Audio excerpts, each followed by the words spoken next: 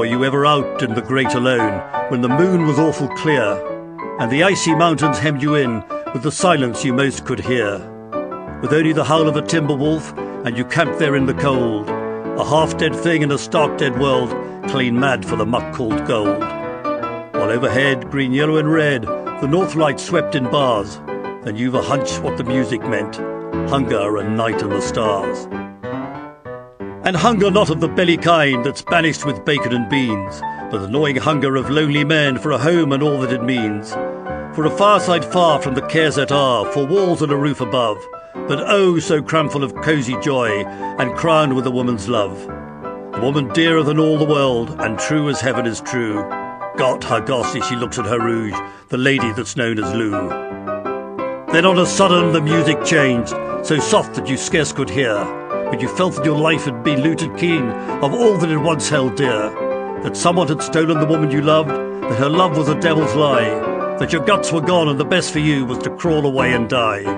It was a crowning cry of a heart's despair, and it thrilled you through and through. I guess I'll make it a spread misere, said dangerous Dan McGrew.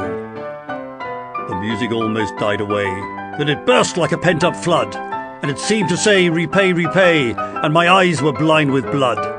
The thought came back of an ancient wrong, and it stung like a frozen lash, and the lust awoke to kill, then the music stopped with a crash. And the stranger turned, and his eyes they burned in a most peculiar way.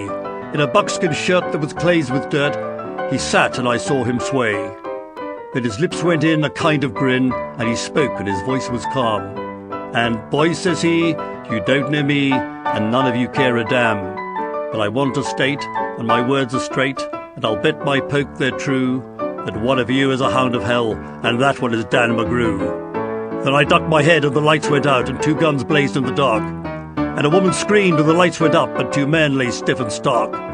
Pitched on his head and pumped full of lead was dangerous Dan McGrew, while the man from the creeks lay clutched to the breast of the lady that's known as Lou. These are the simple facts of the case, and I guess I ought to know. They say the stranger was crazed with hooch, and I'm not denying it so. I'm not so wise as the lawyer guys, but strictly between us two, the woman who kissed him and pinched his poke was a lady that's known as Lou.